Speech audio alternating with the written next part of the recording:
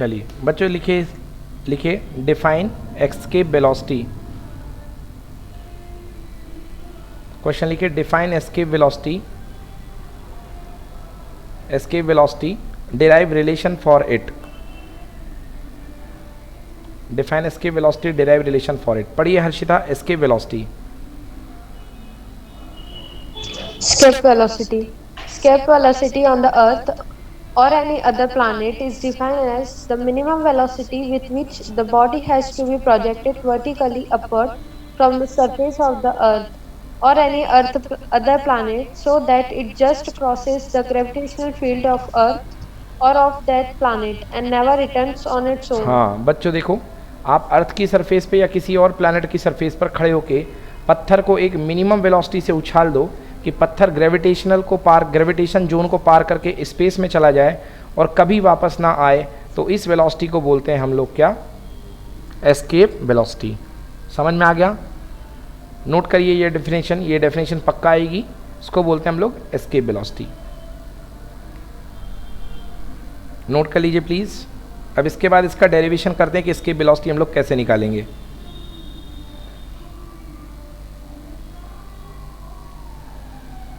लिख लिया? Yes sir. चलो हाँ हर्षिता, अब इसका डेरिवेशन हम लोग करने वाले हैं। पढ़ो बेटा। Let earth be a perfect sphere of mass m, radius r with center at O. Let a body of mass small m to be projected from a point A on the surface of the Earth planet. Join OA and produce its further. Take 2 points P and Q at distance x and x plus dx from center O of the Earth planet. बच्चों diagram बना लो ये वाला। आपके पास अर्थ है, यहाँ पे एक body रखी हुई है। आप मान लो इस बॉडी को x डिस्टेंस के प्रभाव में, यहाँ तक डिस्टेंस x है, आप इसको P से लेके Q तक मूव कराते हो तो यहाँ तक का निकालोगे वर्क डन कितना होता है। डायग्राम बनाओ अच्छा सा। ये डायग्राम के 1 मार्क्स रहेंगे, 1 मार्क्स केवल इस डायग्राम के ही रहेंगे।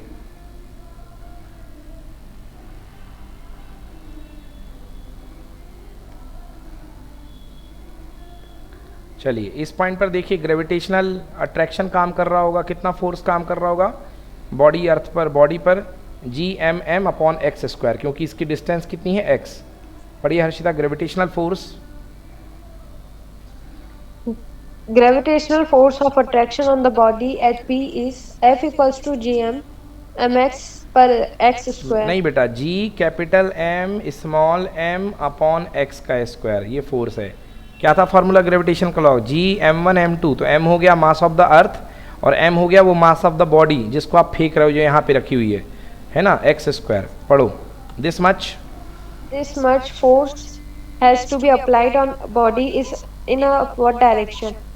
Work done in the taking the body against gravitational attraction from P to Q is dW equals to F dx equals to G capital M small m upon x square dx. Total work done in the taking the body against gravitational attraction from the surface of the Earth, that is x equals to r to the region beyond the gravitational field of the Earth, that is x equals to infinite, can be calculated by integrating the above expression with the limit x equals to r2 to x equals to infinite.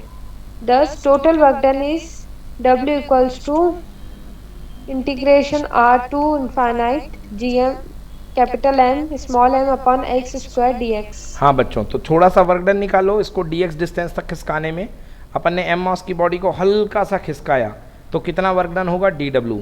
अब अगर हमें पूरा work done निकालना है तो body को हम कहाँ से कहाँ तक ले जाएंगे? Surface of the earth r से लेके कहाँ तक? इन्फिनिटी तक। तो बच्चों इंटीग्रेट कर दो r टू इन्फिनिटी। बोलो यहाँ तक आया समझ में कि नहीं आया? यस सर, आ गया सर। हाँ बेटा, ये मेन चीज़ें लिख लो। देखो लाइन नंबर 1 एक ये है, ये line number 2 force dot dx दूसरी लाइन, और लाइन नंबर 3 ये कर दिया। अब इसके बाद कुछ नहीं, इंटीग्रेशन कर दो तो आपको वर्क डन आ जाएगा। लिख लिया यहाँ तक? Yes sir. बच्चों ग्रुप में डली हुई है फाइल डली हुई है ग्रुप में, ओपन कर सकते हैं आप लोग। पेपर नंबर 3 है, फाइल डली हुई है ग्रुप में भी, चिंता की बात नहीं है।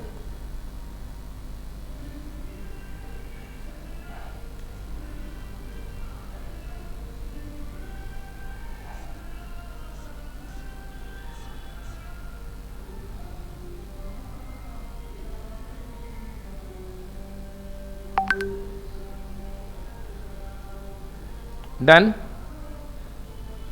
Yes sir, done sir. चलिए ये हो गया वर्क डन। नाउ अब देखिए बेटा क्या करेंगे, जी एम एम बस कांस्टेंट है, बाहर निकाल लो।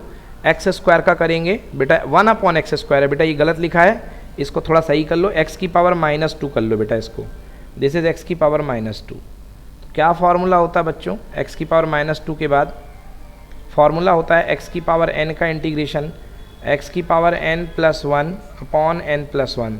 तो x की पावर -2+1 अपॉन -2+1, तो कितना आ जाएगा -GMM, ये -2+1 माइनस हो जाएगा, तो -GMM 1/x 1/x infinity to r to infinity, value put कर दो बच्चों, तो कितना आ गया GMM/r। हाँ नोट करिए, ये है वर्क डन। इतना वर्क डन आपको इसको करना पड़ेगा, इतना वर्क डन आपको इसको देना पड़ेगा पत्थर को। ये जो पत्थर आप सरफेस से फेंक रहे हो, आपको इसको कितना वर्क डन देना पड़ेगा, GMM/r।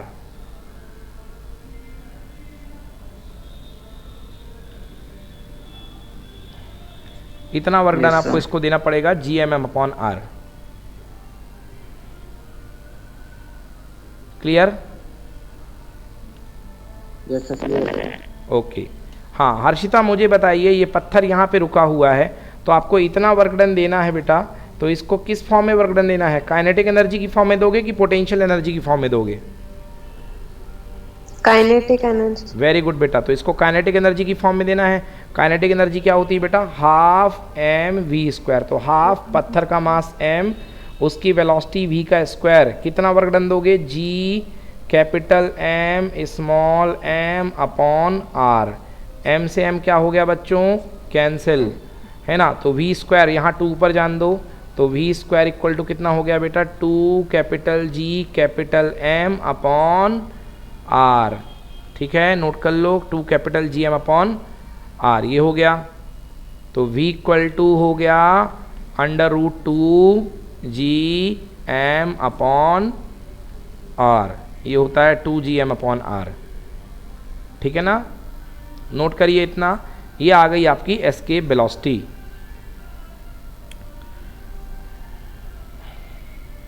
जय कोई दिक्कत यहां से यहां तक? नहीं सर। चलो ठीक है।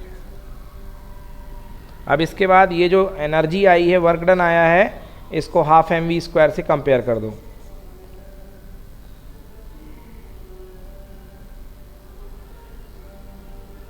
Clear?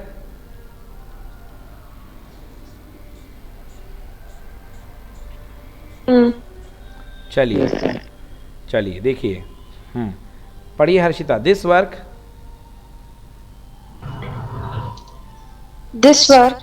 is done at the cost of kinetic energy given to the body at the surface of the Earth planet. If v e be the escape velocity of the body projected from the surface of the Earth planet, then kinetic energy of the body 12mv² equals to G∠M/r. v² equals to 2Gm/r. v equals to √2Gm/r। हाँ रुक जाइए, अब रुक जाइए। अब देखिए v equal to 2Gm/r, ये मैंने यहाँ तक ला दिया। अब देखो बच्चों, ग्रेविटेशनल एक्सेलरेशन का फॉर्मूला क्या होता है बच्चों, G इक्वल टू Gm/r का स्क्वायर। तो यहाँ से Gm की वैल्यू क्या आ जाएगी बच्चा, यहाँ से Gm की वैल्यू आ जाएगी GR²। तो यहाँ जो Gm है वहाँ पे GR² पुट कर दो, तो ऊपर क्या हो जाएगा 2GR²/r, एक r से एक r कैंसिल। तो फाइनल नोट कर लो बच्चों, एस्केप वेलोसिटी का formula √2Gr, v escape equal to √2Gr। Very simple और बहुत प्यारा डेरिवेशन, बहुत मज़ेदार डेरिवेशन है, एग्जाम में जरूर आता है।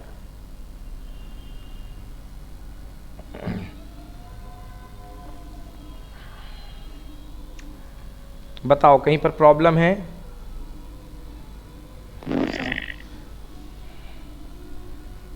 लिख लिया हर्षिता, चले आएंगे? Yes sir. चलिए एक बार फिर से बता देता हूँ। देखिए आपने शुरुआत से क्या किया है, शुरुआत में आपने यहाँ पे कोई सरफेस ले ली अर्थ का, इधर पे कोई पॉइंट मास आपने m ले लिया, m को dx डिस्टेंस तक डिस्प्लेस किया फोर्स के प्रभाव में, तो कितना वर्क डन हो गया, F dx equal to GMM/x² into dx हो गया। ये आपका वर्क डन आ गया, ये थोड़ा सा वर्क डन था। अब आप इसी पार्टिकल को कहाँ से आर से इन्फिनिटी तक खेल रहे हो, फेंक रहे हो, तो आर से इन्फिनिटी तक ले जाने में किया गया काम G M M upon X square, R to infinity integrate कर दिया तो सॉल्व करने पर आ गया G M M upon R. अब इस वर्क डन को आपने काइनेटिक एनर्जी की इक्वल कर दिया तो बन गया 2gm upon are, G M की जगह जी आर स्क्वायर पुट कर दिया, आंसर आ गया 2gr। क्लियर हुआ? क्लियर हुआ? हाँ, मतलब एस्केप वेलोसिटी जो होती है किस पे डिपेंड करती है? रेडियस ऑफ द प्लैनेट पे। जितना बड़ा प्लैनेट होगा उसके लिए उतनी ज़्यादा एस्केप वेलोसिटी की रिक्वायरमेंट होगी। पढ़िए Harshita, the value of escape velocity. The value of escape velocity depend upon the mass and the radius of the planet of the surface from which the body is to be projected. Clearly, the value of escape velocity of body will be different for different planets. क्योंकि हर planet की radius अलग अलग होती है, इसलिए हर planet में escape velocity अलग अलग होगी। नोट कर लो बच्चों, therefore escape velocity will be different for different planet. Okay,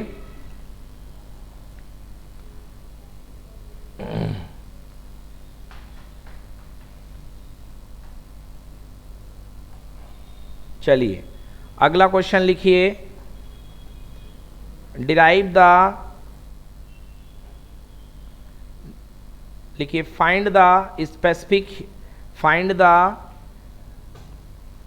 specific heat ratio. Specific heat ratio मतलब गामा, गामा मतलब Cp by Cv। Not important question. Find the specific heat ratio for a gas having f degree of freedom. एक gas है जिसकी f degree of freedom है, f degree of freedom है, उसकी आप specific heat ratio find करो। ठीक, clear हुआ? Yes sir. चलो मैं करवाता हूं बच्चों। लिखो बेटा जय एक बार फिर से लेफ्ट होके जुड़ जाओ, आपका माइक कर आ रहा है। जय एक बार लेफ्ट होके ऐड हो जाओ।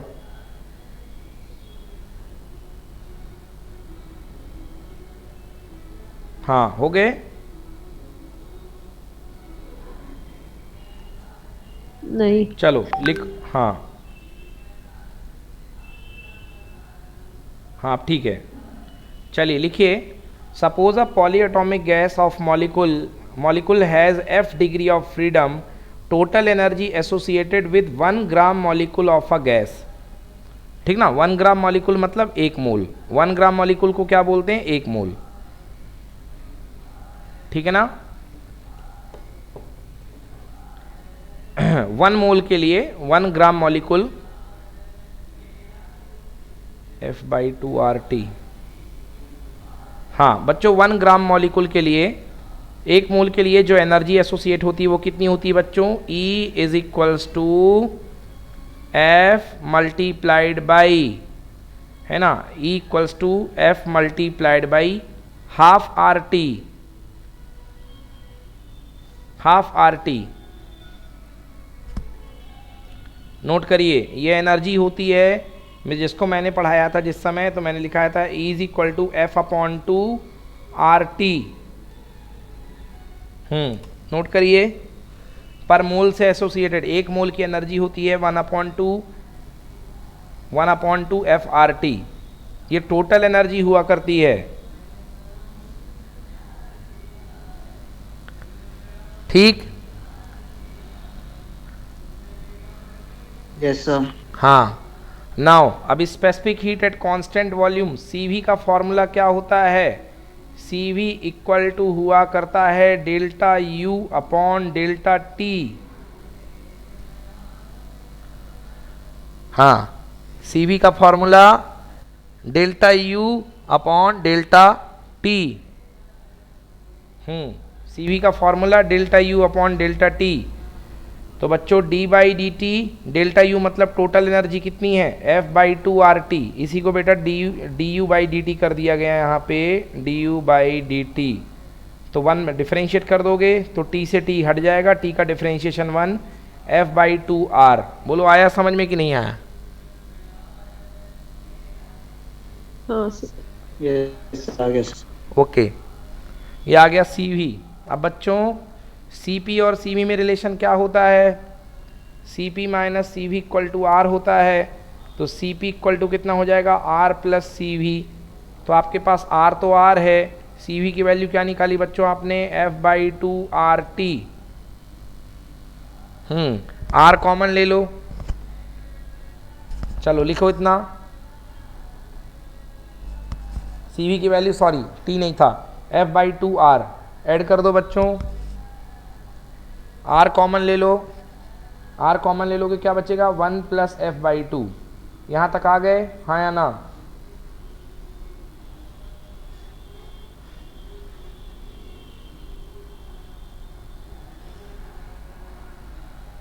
यहाँ तक आ गए?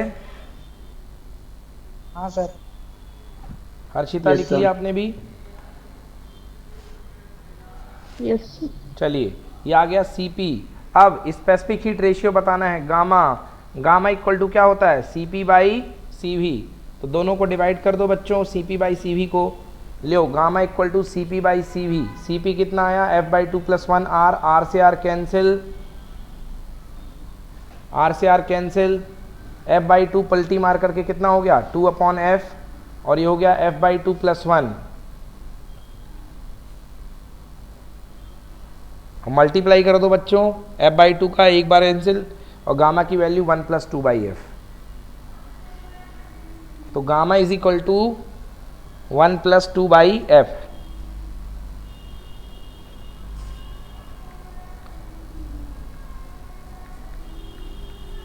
बताइए कोई दिक्कत हो पूछिए बच्चों कहीं पर।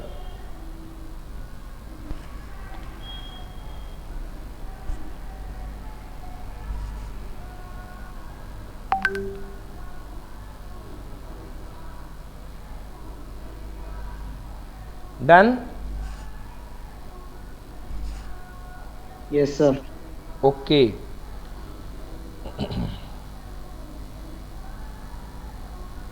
लिखिए अगला using kinetic theory of gases. अगला क्वेश्चन लिखिए using kinetic theory of gases derive Dalton partial pressure law. Kinetic theory of gas का यूज करते हुए डाल्टन के पार्शियल प्रेशर लॉ को डिराइव करो।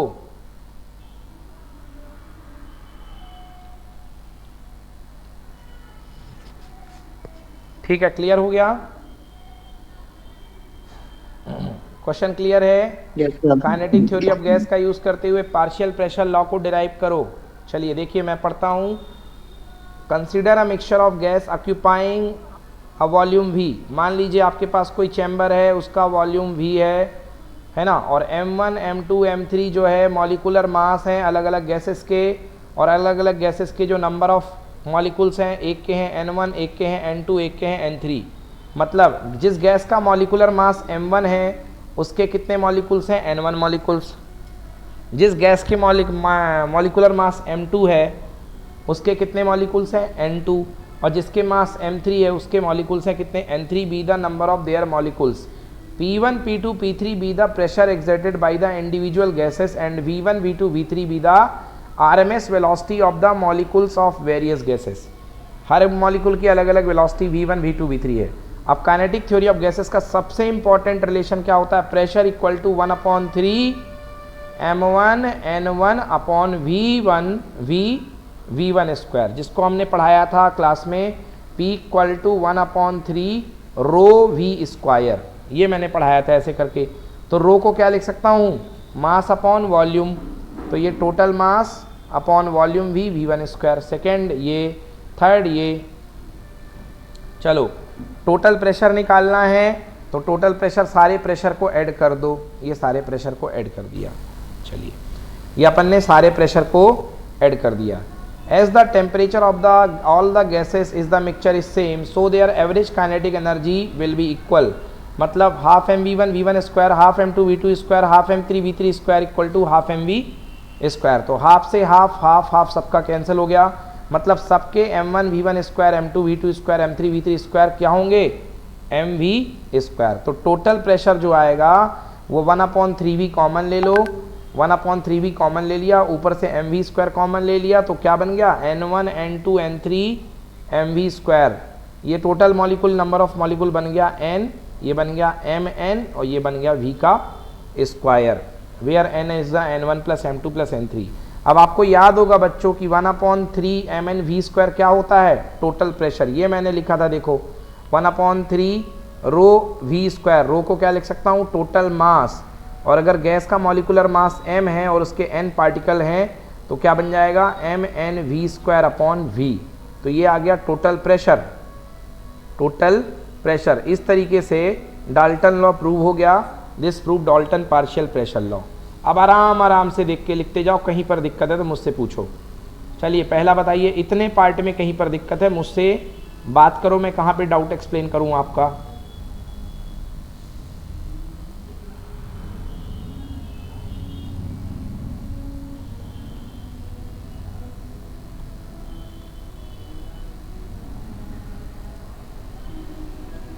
बताइए कोई प्रॉब्लम है तो.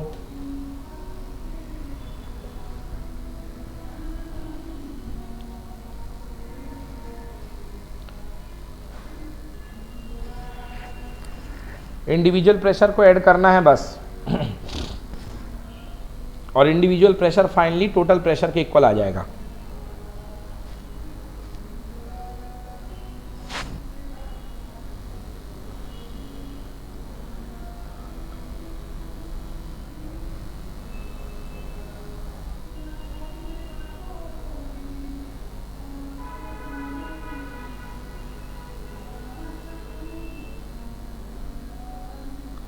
क्लियर.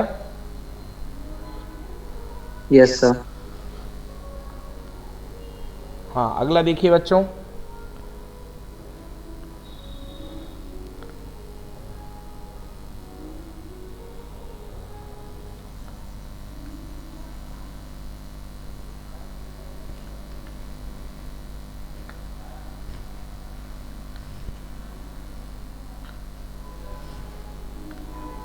बताइए कोई doubt. No sir. Harshita, Harsh कोई डाउट बेटा. नो सर नहीं.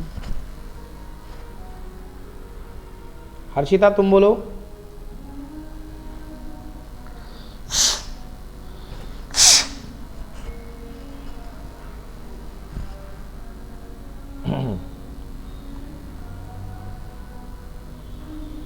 हाँ लास्ट देखिए, लास्ट लाइन, कहीं पर कोई डाउट है तो प्लीज बताइए.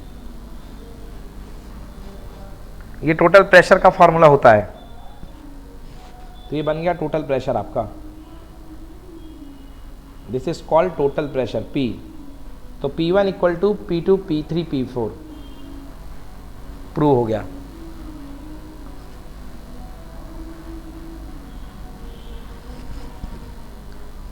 डन बच्चों, any problem. Yes sir, done. चलिए तो